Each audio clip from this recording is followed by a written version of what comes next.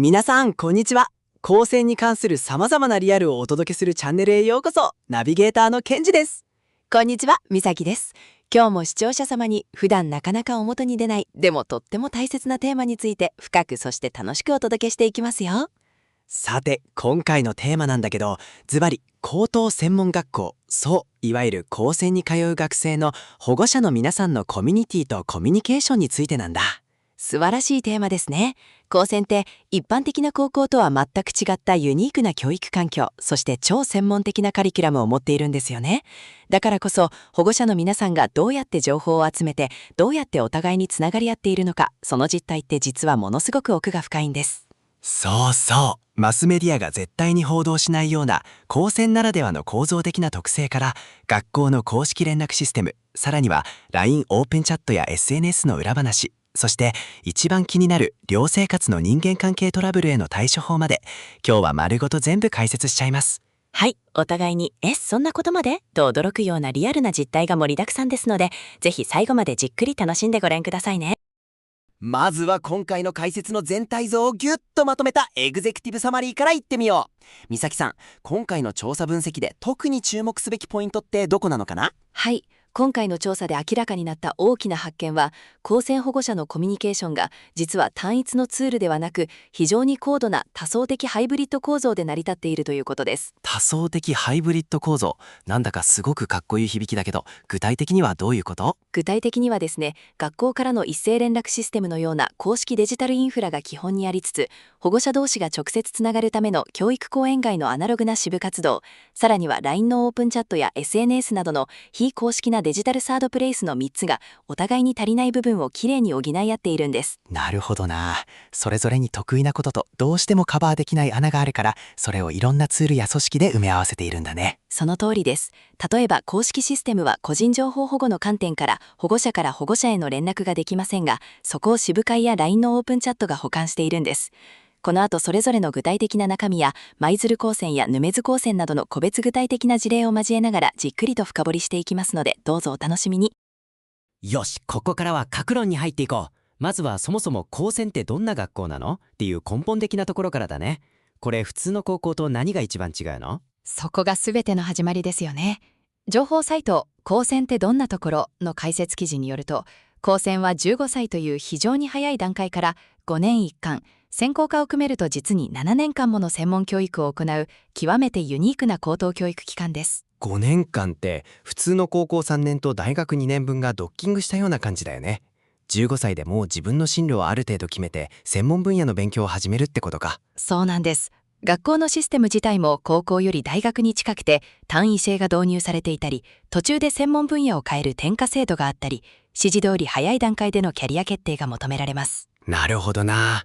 自分で授業を選択して自分で勉強をコントロールしなきゃいけないから、一般的な高校生よりもかなり自立したスタンスが必要になりそうだね。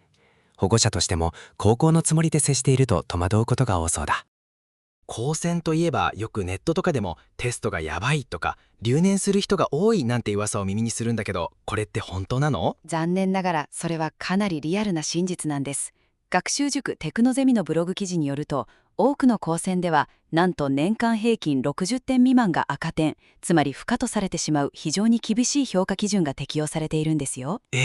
普通の高校ってだいたい30点未満が赤点っていうところが多いよね。60点未満が赤点ってめちゃくちゃハードル高くない？そうなんです。しかも同じテクノゼミの分析によると、単位不足による留年率は約 4% にも達していて、これは普通の高校の留年率約 0.4% と比べると、なんと約10倍という恐ろしい数字なんですね。10倍？それは保護者としても毎日我が子が留年しないか胃が痛くなるような思いで見守ることになるわけだ。テストの点数一つとっても情報共有や対策が死活問題になるのがよくわかるよ。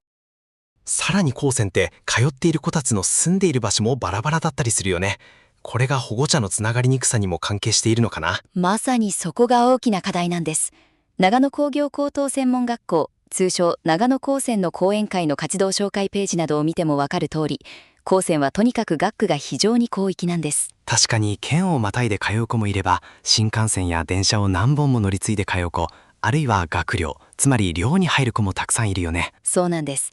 そのため近所に住んでいる保護者同士が普段の生活の中でちょっと立ち話で情報交換をするような接点が物理的にほとんど生まれません。学業のハードルがこれだけ高くて、かつ地理的にも孤立している。この二重の課題があるからこそ、保護者にとってタイムリーな情報獲得と保護者同士の相互連携は、子どもの学業継続や適切な進路選択を支えるための文字通り命ならになっているんです。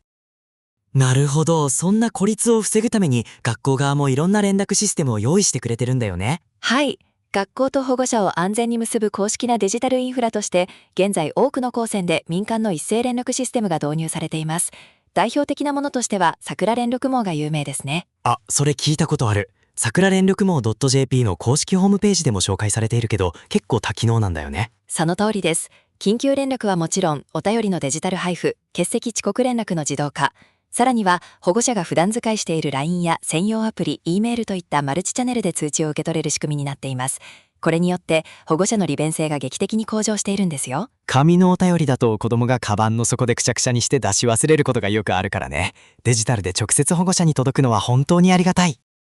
指示通り、桜連絡網って全国どこの高専でも全く同じように使えるものなの？実はそこに各高専の管理方針による地域的な差異や設定の制限が存在するんです。へえ、具体的にはどんな違いがあるんだろう？例えば舞鶴工業高等専門学校、通称舞鶴高専の保護者向け導入手順書や鈴鹿工業高等専門学校、つまり鈴鹿高専の連絡ガイドラインでは、保護者が桜連絡網からの通知を使い慣れた LINE アプリでダイレクトに受信できるようシステムの設定が許可されています。それは便利だ。普段のトーク画面に学校の連絡が届くなら見落としもゼロに近くなるね。ですが一方で、奈良工業高等専門学校、つまり奈良高専の公式案内ページを見ると、セキュリティや管理上の理由から LINE での登録機能は明示的に登録できない設定に制限されているんです。ため奈良高専の保護者は専用アプリか従来のメールアドレス登録に限定されているんですね。なるほど。学校ごとの方針によって使い勝手にもかなりの差が出ているんだ。同じシステムを使っていても運用のルールが違うのは面白いね。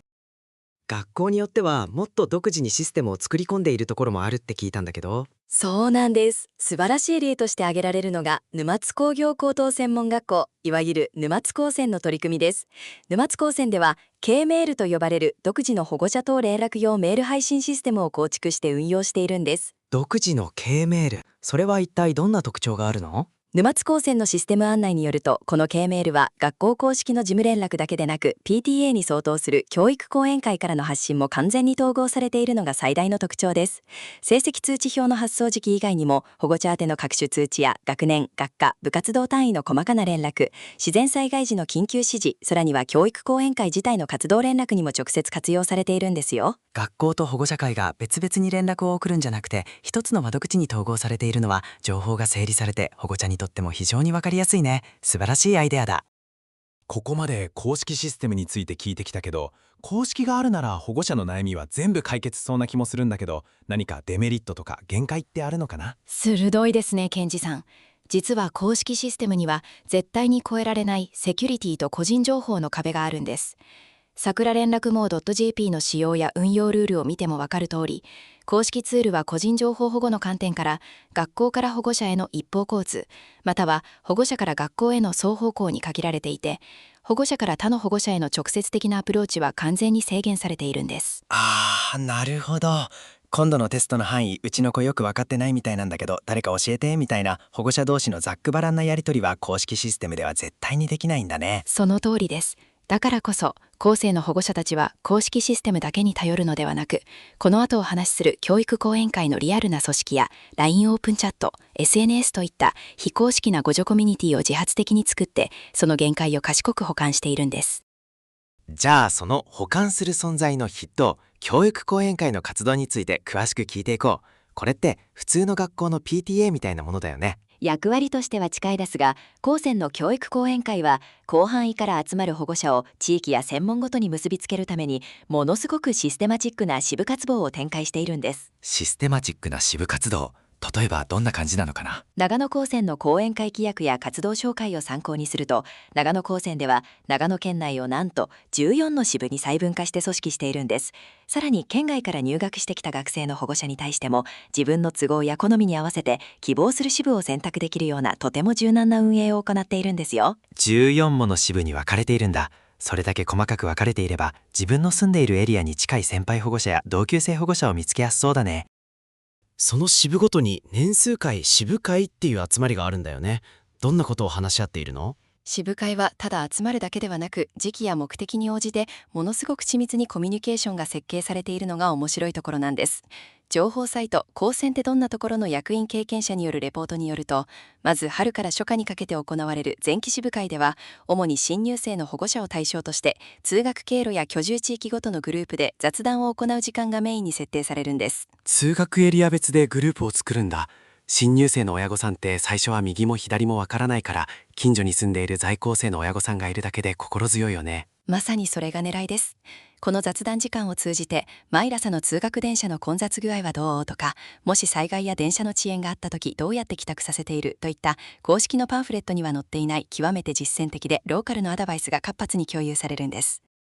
じゃあ秋以降の後期支部会になると何か雰囲気が変わるのかな？はい、ガラリと変わります。後期になると進学、つまり大学編入や就職といった非常に具体的な進路相談のニーズが一気に高まります。そのため、高専ってどんなところの支部会開設レポートによると、後期は地域別ではなく学科別の5人から8人程度の小グループを編成するんです。おお、今度は専門分野ごとのグループになるんだ。確かに機械工学、天気、情報、科学とか学科によって進路も勉強の内容も全く違うもんね。そうなんです。学科ごとのグループにすることで、うちの学科のインターンシップの手続きってどう進めるのとか、先輩たちはどうやって志望する大学の編入情報を集めていたといった極めて専門的で実務的な情報交換がピンポイントで行えるようになるんです。本当に無駄のない設計ですよね。さらに支部会の中にはもっと専門的な部会っていうサイドもあるんだって。そうなんです。高専ってどんなところのブログ記事に詳しく記載されていますが、支部会の中には学生部会や寮生部会といった特定のテーマに絞った部会制度が設けられていることがあります。学生部会と寮生部会、それぞれどんなことを話し合うの？学生部会では学生のメンタルヘルスや友人関係の不安など精神的なサポートについて意見を交わします。そして寮生部会では学生自身の自治組織である寮生会とも密に連携しながら、お風呂や食事などの居住環境の改善についてかなり本音で議論を交わすんです。へえ、かなり本格的だね。そして何よりそういった公式な話し合いの後にある親睦会がまた盛り上がるんだよね。そう、そこが本当に重要なんです。食事やお茶をしながらの親睦会では保護者の心理的ハードルがぐっと下がるので、実は過去に留年しそうになった時どう乗り越えたかとか、教員の本音はどうなのかといった講演の場では絶対に聞けない非公式だけど超貴重な裏話がザクザク出てくる場になっているんですよ。支部会の他にも学校が主催する保護者懇談会もあるよね。これってどういう雰囲気なの？学年別の保護者懇談会は年に1回程度、全会やクラス単位で開催されます。高専ってどんなところの懇談会体験レポートによると、担任の先生と直接お話しできるだけでなく、同級生の保護者同士が何気ない雑談を交わすことで、子どもが家では絶対に話してくれないリアルな学校生活の雰囲気を感じ取れる、とても貴重な機会なんです。確かに15歳を過ぎると女の子も家で学校のことを詳しく喋らなくなるからね。でもこの懇談会、学年によってちょっと様子が違うって聞いたんだけど。そうなんです。実は学年が上がるにつれて出席率がかなり変動するんです。1年生の時はほぼ全員が出席するんですが、2年生3年生になると約3分の2に減少し、就職や進学が控える4年生段階になると、なんと出席率が半分以下にまで低下する傾向があるんですよ。学年が上がるほど進路とかで大事な時期になるのに、なんで出席率が下がっちゃうの？それは子ども自身が自立して親の出番が減ることや、保護者同士がすでに仲良くなって懇談会という公式な場以外でも連絡を取り合えるようになるからという側面もあるんですね。じゃあその学年ごとの懇談会で一体どんなことが話し合われているのか具体的に見ていこう。まずは1年生から3年生の低学年について。はい。まず1年生の懇談会は出席率もほぼ 100% に近い状態で行われますが、ここで話し合われるのは高専特有のシステムへの不安解消がメインです。高専ってどんなところのレポートによると、大学と同様の単位制度や評価基準、さらには2年生に進級するときだけ利用できる転科制度、そして御殿場などで行われる宿泊研修の様子の報告、さらには担任の先生も構えたクラスライングループの立ち上げなどがトピックになります。最初は本当にシステムが特殊すぎて親も大混乱だからね。クラスラインに先生も入ってくれるのは安心感があるな。2年生3年生になるとどうなるの？ 2年3年になると専門科目の難易度がぐっと上がります。そのため今段階でのトピックも年間スケジュールの説明だけでなく、本格化する専門科目への赤点対策や早期の進路分岐に関する初期ガイダンスが中心になります。出た、専門科目の赤点対策。塾のテクノゼミのブログでも振られていたけど、この時期に学習サポートの情報を保護者同士で交換しておくことは本当に留年を避けるための必須タスクなんだね。そして出席率が半分以下に下がるという4年生の懇談会。ここでは何が話し合われているの？出席率は下がりますが、ここで共有される情報ははっきり言って超有料級の濃い内容ばかりなんです。高専ってどんなところの保護者懇談会レポートによると、主な議題は単位認定型インターンシップの申請報告手順や、いよいよ始まる大学編入試験の具体的な対策、そして就職活動のスケジュールと内定までの流れになります。大学編入の試験って確か4年生の夏休み前くらいから動き始めて、5年生の夏にピークを迎えるんだよね。めちゃくちゃスケジュールがタイトだ。そうなんです。だからこそ懇談会では、すでにその荒波を乗り越えた先輩保護者の体験談として、どの予備校が役に立ったかとか、過去問はどうやって入手したかといった実践的な情報がものすごく緻密に受け渡されます。さらにインターンシップ先の標願や就職活動情報の相互補完など、まさに生き残りをかけたリアルな情報戦が展開されているんですよ。ここまでは学校公式や対面がメインの組織について聞いてきたけど、もっと日常的にリアルタイムで情報をやり取りする非公式な場についても知りたいな。それこそが今大注目されているデジタルサードプレイス、つまり自発的に運営されているオンラインコミュニティです。特に今、保護者たちの間で絶大な存在感を示しているのが LINE オープンチャットなんですよ。LINE オープンチャット、高専の保護者専用のものがあるの？はい。例えば、舞鶴高専保護者専用情報交換というオープンチャットなどが有名ですね。こうしたコミュニティは学校や講演会ではなく、保護者たちが完全に主体となって自発的に立ち上げたものなんです。なるほどな。高専って中学校から同じ学校に進学する子がすごく少ないから、最初はみんな知り合いゼロで情報難民になりやすいもんね。その通りです。だからこそ承認制や参加コード、パスワードを導入して匿名性と安全性をしっかり安保した上で、どの参考書を買ったらいいとか、レポートや課題提出の厳しさってどれくらいといったちょっとしたでも今すぐ知りたい日常の疑問をリアルタイムに解決しているんです。この即時性は公式システムにはない最大の強みですね。 LINE オープンチャットの他にも X、旧 Twitter とかの SNS でも保護者同士のつながりってあるの？ありますあります。 SNS 上には高専親クラスターと呼ばれる非常に広範で緩やかなつながりが存在するんです。ブログ、とある高専生の保護者のブログ、高専ってどんなところなどでも語られていますが、これが特に盛り上がる特定の時期があるんですよ。特定の時期、いつ頃だろう？やっぱりテスト期間かな。大正解。前期後期の中間テストが行われる5月や秋頃になると SNS 上の投稿が急増します。なぜなら多くの家庭で子どもが赤点60点未満や留年のリスクに直面し、保護者自身がものすごい焦燥感や不安を抱える時期だからです。うちの子物理が赤点かもしれない、どうしようみたいな不安を吐き出せる場所があるのは救われるね。本当にそうなんです。うちは過去にこういうサポートをしたよといった励まし合いや家庭でのメンタルサポート術などがタイムリーに共有されます。学生自身がディスコードなどでハッキングやプログラミングの情報を共有するように、保護者側もデジタルツールをフル活用して独自の相互扶助ネットワークを構築しているのが本当に素晴らしいですよね。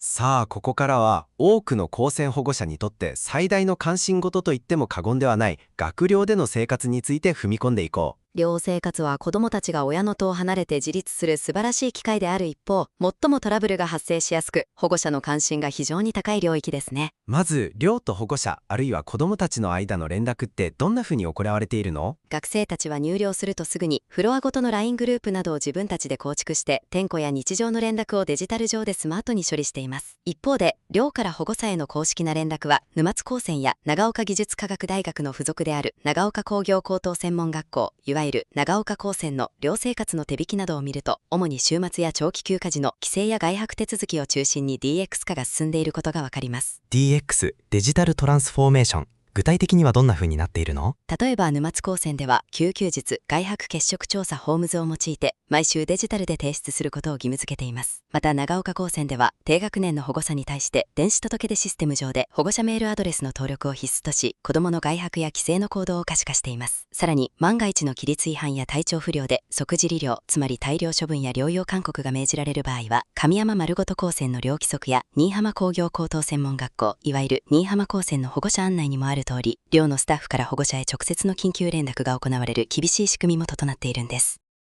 でも共同生活となると、騒音とか荷物の紛失とか人間関係の行き違いといったトラブルは絶対に起きるよね。そういう時、親はどう関与すればいいの？ここめちゃくちゃ重要な境界線があるって聞いたんだけど、ここが今回の解説で最も大切なポイントです。結論から言うと、ブログ高専ってどんなところの寮の悩みに関する解説や、新居浜高専の保護者向け案内でも強く警告されている通り、保護者同士が直接連絡を取り合って寮内のトラブルを解決しようとすることは絶対に厳禁、ルール違反とされているんです。つい親が出て行って、ちょっとお宅のお子さんうちの子に意地悪してないなんて直接言いたくなっちゃいそうだけど、それはダメなんです。それをやってしまうと感情的な対立がこじれて、かえってトラブルが深刻化してしまうんですね。高専の寮生活におけるトラブル対応フロアは、まず一時対応としてフロアの会長という学生が聞き取りをして合意形成を図り、それでも解決しない場合はフロア超越として棟長や寮生会三役という学生実組織が調整します。そして最終的に深刻化した段階で初めて教員である寮務主事やスクールカウンセラーが介入する仕組みになっています。なるほど。基本的には子どもたちが自分たちの自治の中で自律的に解決するのがルールであり、教育なんだね。その通りです。ですから親のスタンスとしては、子どもから愚痴や相談を受けた際、まずは感情を抑えてじっくり聞き役に徹すること。その上で上記の会長から始まる自律的な解決手順を子ども自身がたどるように優しく促すか、どうしても介入が必要な場合は窓口を必ず寮事務室や学校の公式窓口に一本化して対話を行うことが、親たちの間での共通のコンセンサス、鉄則となっているんです。親自身の見守る力や適度な距離感が試されるんだな。でもそういう姿勢を親同士がオープンチャットや支部会で共有して支え合っているからこそ、高専の保護者コミュニティはこれほどまでに強固で温かいんだね。まさにその通りですね。公式の安全性、支部会のアナログな信頼性、および非公式デジタルの即時性、これらがきれいに重なり合うことで、高専の高い専門性とシビアな環境を生き抜く学生たち、そしてそれを支えるご家庭の目に見えない強固な社会的基盤になっているのだと感じます。本当に深い学びがありました。それでは視聴者様、今回の動画解説はここまでとなります。ご視聴ありがとうございました。また次回の動画でお会いしましょう。